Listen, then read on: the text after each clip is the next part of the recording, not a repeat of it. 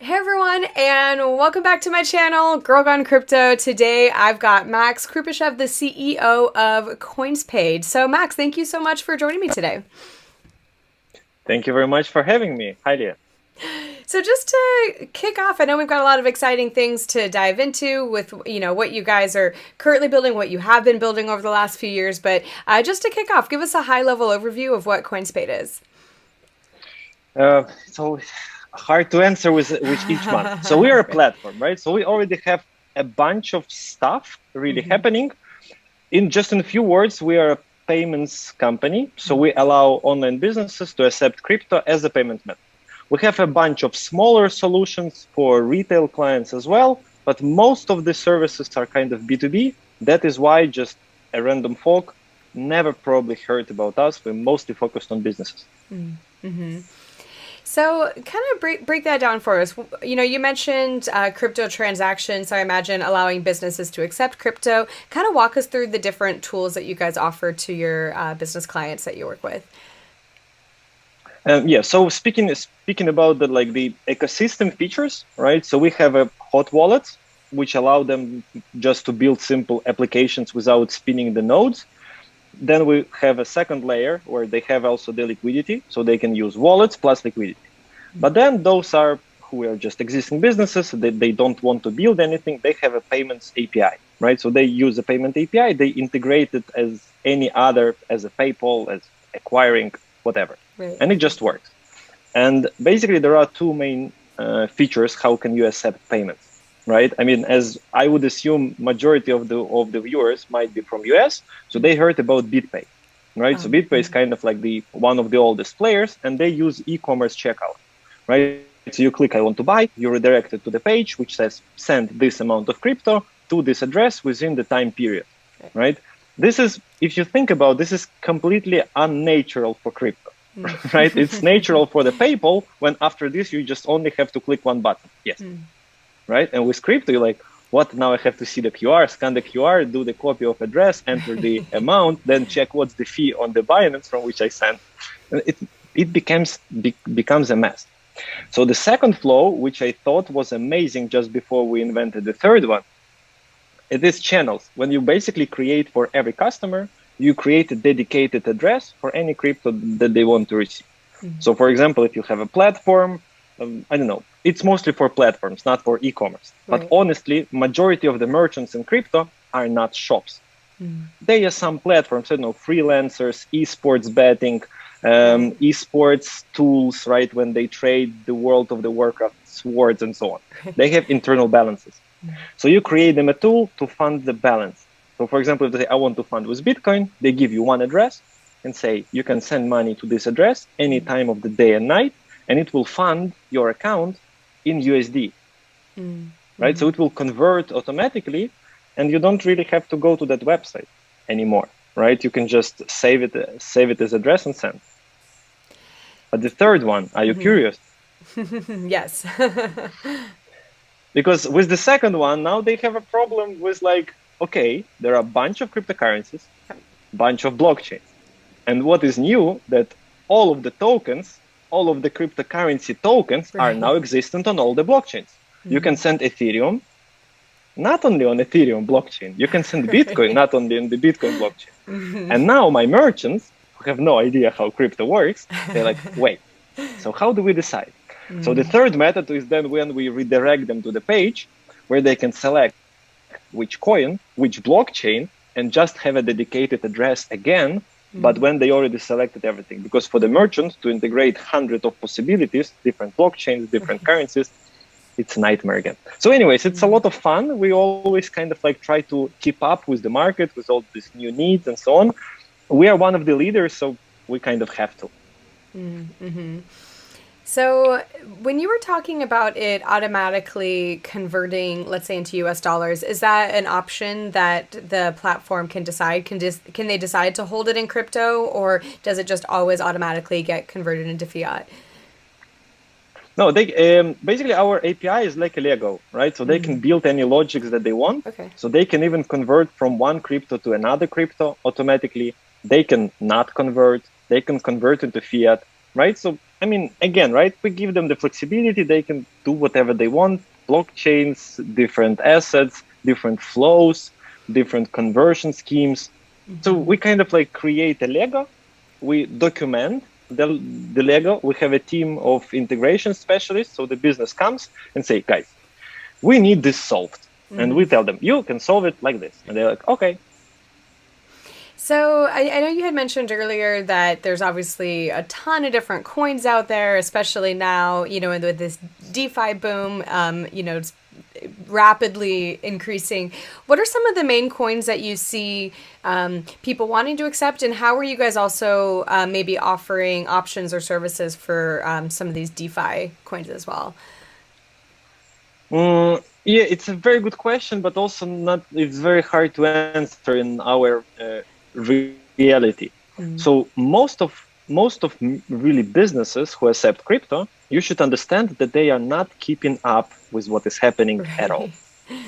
right? So they kind of like they still not into DeFi. They never heard about it. They probably heard it from their kids, Right. right? But they have no idea what it is. And when you say them DeFi assets, DeFi instruments, they kind of like, what? So we have a product about this, how to bring them there. Probably we will have the time to speak about that. But basically what they want to accept is what their users want to pay them into, right? And you understand who are those people, right? So there are a few groups I'm just now inventing, right? There are some people who pay with crypto for a long time, right? They just used to. They use Bitcoin, which Right. might sound weird in 2021, but they just still use Bitcoin.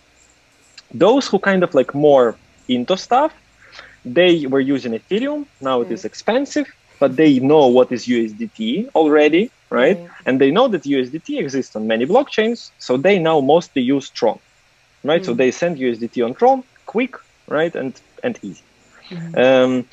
Exotics not so much. So basically, it's probably Bitcoin, Litecoin, BCH, USDT, something around that. Ethereum sometimes. Yeah. Right now, we're integrating also Binance Smart Chain. Honestly, we have Binance BNB on the BEP2, right? Nobody using it, honestly. With the Binance Smart Chain, we will see. But kind of, I feel that people don't want to use the blockchain fuel coins, right? Like a native one, like for example, BNB for the Binance Smart Chain. They are not so keen to send it, right? Especially with DeFi, they know that they can do so much fun with this, right? Leasings, stakings, and so on. They kind of don't want to use it for the payment. So it's changing really quickly, right? If we were having this conversation half a year ago, my answers would be completely different. Right. No, it's so true. And that's where, I would imagine you guys really do offer a tool and service to the businesses you work with. Because like you said, they're not keeping up on that stuff, especially with how rapidly things are changing. And so on that same note, I noticed you guys have something called a white label service. Can you kind of maybe walk us through? So let's say that I'm a business or I have a platform and I'm looking to partner with some sort of crypto payment solution. Can you kind of walk us through what some of those different options are? So I would say 4 levels, right? I already briefly explained for 3. I will just structure it again, right? So our system is what? Is the bunch of the blockchain integrations. It's accounting system, which kind of calculates the prices, checks the score of transactions, grabs the Forex prices to recalculate some exotics into some exotics, right, which doesn't exist on the market just straight away. So this is like a bunch of providers. So basically different levels are, somebody would say, like, I just want API to use cryptocurrencies, right? We just give them the whole solution. They don't need to spin the nodes. They have a support team, right? So they use blockchains with support team, right? Fun, they use it. Then somebody would say, I want to build some small, simple exchange. I need to have wallets, and I need to also be able to exchange. We give them an API. They're happy they are doing this. Then the businesses, right, who accept crypto, they have a back office. They can exchange money. They can sell to fiat, withdraw to the bank account, and so on. When we are speaking with a big group of companies, big group of brands and so on, especially when they are like roughly from financial world, they say, okay, guys, your services sounds nice, but I mean, we just don't want to be your client. We want to get the same system and to do your business. So when they have a bunch of clients, and instead of introducing to us all those clients, right, then we deal with the contracts, with the KYC, with AML, all this kind of the paperwork and bureaucracy. They say, we already have those clients, we already have their documents, we just want a clone of your system, we'll connect it to our own liquidity providers, to our own exchanges, to our own banks, and so on. We just don't want to develop all this kind of spaceship. And this is kind of like a white label. If you think about this, this is more like a SaaS solution, right? Yeah. So software as a service, right? So we not invented, right? We invested in this system already well over €1 million, right? It's already working on the huge load, right? So it kind of like has really a proven track record. Right. And instead of experimenting, writing something from scratch, I mean, honestly, I know that it is not so easy, but it might not look. So there's somebody are trying. And so the best lead for me is the client who says, we already tried. We don't want to try anymore. Right. So speaking of kind of the volume of transaction that you guys have really funneled over the last few years, you guys actually process 5% of all Bitcoin transactions I saw. Can you tell us a little bit more about that? Yeah. So in the top of the performance, when we had really a lot of the clusters, we basically 20s transaction in the Bitcoin blockchain. Right? This is kind of sounds scary. I completely agree with you. We also, when we realized, we just feel that we have a lot of them. Then we just decided, let's calculate how many really are there, right? Because I remember that we were happy like a year ago and something when every block in Bitcoin had our transaction. And we were like, cool, we are in every block. And then we saw that in block, we have tens of our transactions. And then we're like, wait a minute. So basically, we process a lot of Bitcoin transactions, which might still sound weird, right? And I agree that people still pay with Bitcoin. We are kind of like a victim of this success, right? Because dealing with Bitcoin is not the easiest. Right. Bitcoin is not the most advanced technology, if you think about this. Yes, we process around between 500,000 and 1 million transactions a month.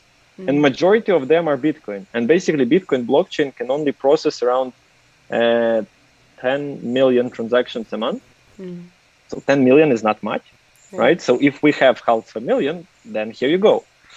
After that, of course, as the mining fees started to grow, right? We were already not so happy that we have so many Bitcoin transactions, right? So we started like a bunch of optimizations and everything. So right now we are, I think, around 3%. But at the top, we really had 5.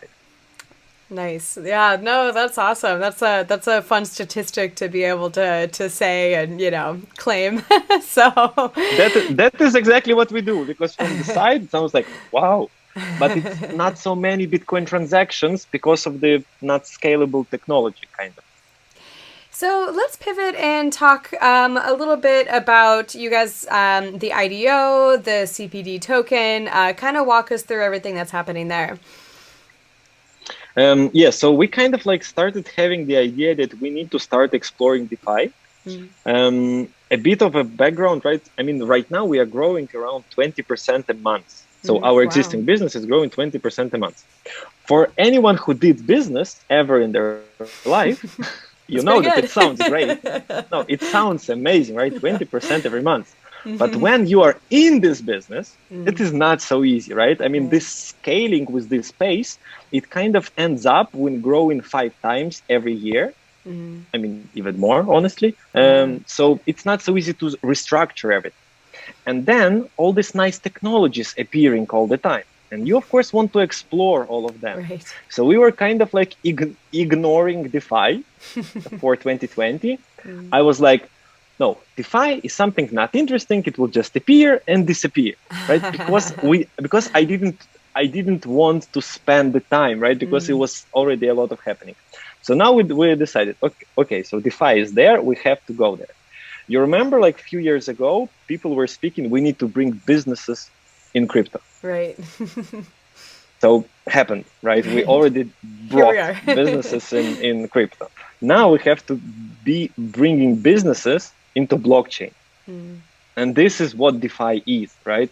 DeFi is where blockchain stopped being about cryptocurrency. Is now about financial tools. Mm-hmm. So the general idea, we have these businesses, right? We just can grab them and bring them there. And when you start doing anything in the DeFi, you need a token, right? It's always rotating around the token. It's always there. Incentives. If we develop the some real like blockchain algorithm, DeFi instruments, we need governance. Okay, so you always need a token when you create some algorithms and so on. So we decided to start with the token. And before we really develop some real protocols, it will be a loyalty system for the client. So we used my favorite system of the token with the Binance. When the token gives you discount for all the services, and kind of like all your customers see this as a very friendly instrument. And then when you're creating something where this is used really on the blockchain, you already have the community, you already have the trust, and you already have people who like it because it was saving them money. Mm-hmm. Well, that's exciting that you guys are diving into the world of DeFi and launching your token. So I'll definitely have to link to that below so people can check it out. But yeah, like you said, there's always so much going on, but DeFi is definitely one that's not going anywhere. So that's smart that you guys are jumping into that. So Thank you very much, Leah. So just to kind of to wrap up this conversation, just tell us a little bit about what the team's currently working on, what's coming next. I mean, I know that obviously you guys have a ton going on. Like you said, 20% a month is insanity. I don't even know how you guys are keeping up with it all. But yeah, give people a little glimpse into what they can expect coming next from CoinsPaid. Yeah, so right now the team is kind of like been growing very much. We grew twice this year already, right? Wow. So we started with like 50 people. Right now we're over 100. So we hired a lot of new developers. The guys are getting into. We hired much more security guys. We went to some refactoring to kind of clean up everything that we were developing. So right now, pretty much is basically bringing new features, new scalability. Options for the system, because as it grows you always have to maintain kind of the flexibility and so on. We're developing the wallet, so we're launching the B2C product as well as a consumer product. We've been B2B, now we are B2C as well. And basically integrating CPD into all of the products. It's already in the roadmaps, so the team kind of like starts doing this. Our IDO is probably July, August. So while we sell, right, immediately after that, it should be already in all the products. So kind of that's the plan. Awesome. Well, it's been so fun just to have you on the show and get to hear more about everything that you guys have been building at CoinsPaid, you know, especially like you said, how you've been a lot kind of in the background, like servicing all of these businesses. And now you're actually bringing some, you know, more like consumer facing options and DeFi options, which is pretty exciting. So Max, if someone's watching this and they want to check out CoinsPaid and learn more about you guys, where's the next best place for them to go? Everything, it starts from the website, so just navigate to the coinspaid.com. If you like to invest, participate in success, click on IDO. If you just want to become a partner client, just speak with us about something exciting, interesting, and so on. Just check the website. It has the forms for everything, or join our chat. I hope Leah will add the description also below. Perfect. Yep. I'll put the links below. So if anyone's watching this, you can just quickly click through and check it out. So Max, thank you again so much for your time and for coming on the show. It's been really great to have you here as a guest. Thanks a lot, Leah. It was a real pleasure to speak with you and with your subscribers. Thanks a lot, guys.